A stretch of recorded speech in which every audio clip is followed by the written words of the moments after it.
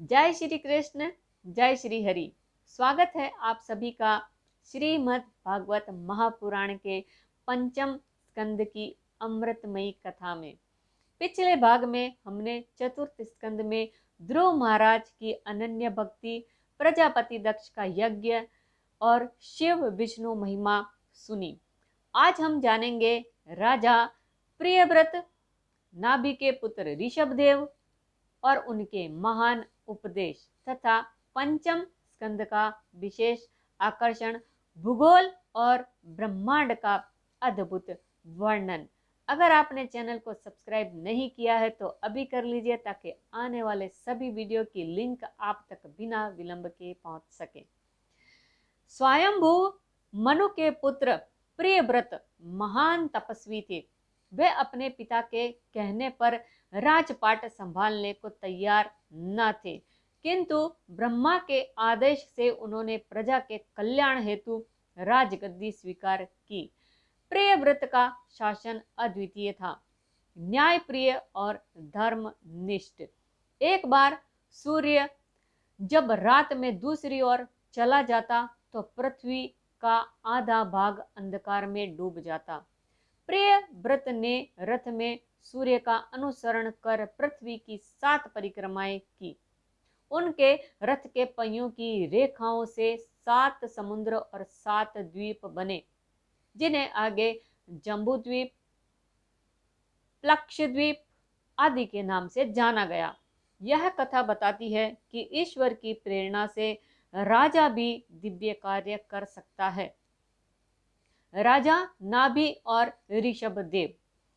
प्रियव्रत के पुत्र अग्निध्र से अनेक पीढ़ियों के बाद राजा नाभि हुए।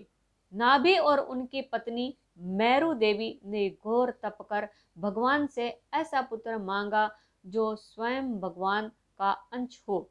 भगवान ने वरदान दिया और उनके घर प्रकट हुए भगवान ऋषभदेव। ऋषभदेव का राज्य और त्याग। ऋषभदेव सर्वगुण संपन्न, तपस्वी और धर्मनिष्ठ थे। उन्होंने दीर्घ काल तक पृथ्वी पर आदर्श शासन किया। उनकी पत्नी जयंती से 100 पुत्र हुए, जिनमें सबसे बड़े भरत थे, जिनके नाम पर यह भारतवर्ष कहलाया। काफी समय तक राज्य करने के बाद ऋषभदेव ने पुत्रों को राज्य सौंपकर वैराग्य का मार्ग अपनाया। उन्होंने कठोर संन्यास लिया, कपड़े आभूषण सब त्याग कर अत्यंत सरल जीवन व्यतीत किया। उनका जीवन संदेश देता है, राज्य, वैभव, परिवार सब क्षणिक हैं, आत्मज्ञान और ईश्वर भक्ति ही शाश्वत है। भरत चरित, 3 जन्मों की अद्भुत कथा। ऋषभदेव के ज्येष्ठ पुत्र भरत ने राज्य संभाला। वे भी अत्यंत धर्मनिष्ठ और प्रजावत्सल थे, लेकिन राज्य से उनका मन नहीं जुड़ा। राज्य छोड़कर वन में साधना करने लगे। वनवास के समय वे एक हिरणी के बच्चे के प्रति अत्यधिक मोह में बंध गए। मृत्यु के समय उनका ध्यान उसी मृग पर था, जिसके कारण अगला जन्म उन्हें मृग के रूप में मिला, किंतु पूर्व जन्म का वैराग्य स्मरण बना रहा। अगले जन्म में वे जड़ भरत कहलाए, जो बाहर से मूर्ख जैसे दिखते पर भीतर से पूर्ण ज्ञानी थे। जड़ भरत ने राजा रहुगण को आत्मज्ञान का उपदेश दिया और कहा, शरीर अस्थायी है, आत्मा ही शाश्वत है, भक्ति के बिना मोक्ष नहीं। यह प्रसंग सिखाता है कि सत्संग और वैराग्य से ही जीव पुनर्जन्म के बंधन से मुक्त हो सकता है। ब्रह्मांड का अद्भुत भूगोल। पंचम स्कंद का एक विशेष भाग है सृष्टि का ब्रह्मांडीय वर्णन। मैत्रेय मुनि विदुर से कहते हैं, इस ब्रह्मांड में 7 विशाल द्वीप हैं जो 7 समुद्रों से घिरे हैं। पहला जम्बूद्वीप, जिसमें भारतवर्ष, केतु, भद्राश्व आदि 9 खंड हैं। दूसरा प्लक्ष द्वीप, तीसरा शाल्मली द्वीप, चौथा कुश द्वीप, पांचवा क्रौंच द्वीप, छठा शाक द्वीप, सातवां पुष्कर द्वीप। प्रत्येक द्वीप के चारों ओर अलग अलग प्रकार के समुद्र हैं, जैसे नमक, गुड़, मद्य, घृत, दूध, दही, शुद्ध जल।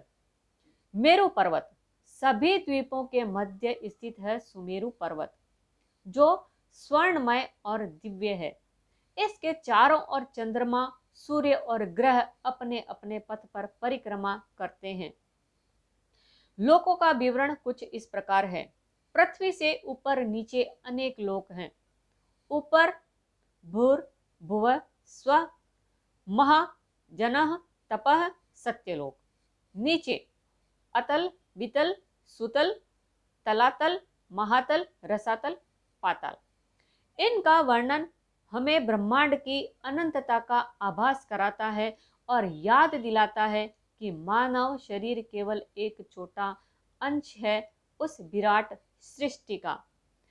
नरक वर्णन और कर्म फल। मैत्रेय जी बताते हैं कि जो जीव पाप करते हैं उनके लिए नरक के विविध लोक हैं। तामिश्र, अंधतामिश्र, रौरव, महारौरव आदि। प्रत्येक नरक कर्मानुसार दुख देता है, लेकिन यदि जीव सच्चे मन से भगवान का नाम ले, प्रायश्चित करे, तो उसे नरक का भय नहीं रहता है। यह भाग हमें प्रेरित करता है कि सत्कर्म, संयम और भक्ति के बिना जीवन अधूरा है। ऋषभदेव के उपदेश। ऋषभदेव ने अपने पुत्रों को गहन आध्यात्मिक शिक्षा दी। यह मानव शरीर अत्यंत दुर्लभ है। यह केवल भोग के लिए नहीं, अपितु भगवान की भक्ति और आत्म साक्षात्कार के लिए है। तप, दया, शौच, सत्य और आत्म संयम यही मनुष्य का आभूषण है। उन्होंने कहा, भोगों में फंसा मनुष्य बार बार जन्म लेता है। जो भक्ति मार्ग अपनाता है वही मुक्त होता है। पंचम स्कंद हमें कई गहरी शिक्षाएं देता है। पहला, त्याग और भक्ति। ऋषभदेव का वैराग्य बताता है कि परम लक्ष्य ईश्वर भक्ति है, न कि राज वैभव। दूसरा, सत्संग का महत्व। जड़ भरत और रहुगण संवाद दिखाता है कि सच्चा गुरु किसी भी रूप में मिल सकता है। तीसरा, कर्म फल का नियम। नरक वर्णन बताता है कि पाप का परिणाम अवश्य भोगना पड़ता है। चौथा, विराट ब्रह्मांड का बोध। 7 द्वीप और लोकों का वर्णन हमें विनम्र बनाता है। तो साथियों, पंचम स्कंद में हमने सुना राजा प्रियव्रत का अद्भुत शासन, ऋषभदेव का त्याग और उपदेश, भरत का 3 जन्मों का अद्भुत चरित्र और ब्रह्मांड का दिव्य भूगोल। संदेश स्पष्ट है, मानव जन्म दुर्लभ है। इसे भोग में नहीं, ईश्वर भक्ति और आत्मज्ञान में लगाना चाहिए। अगले भाग में हम षष्ठ स्कंद की कथाएं सुनेंगे। जय श्री हरि, जय श्री कृष्ण।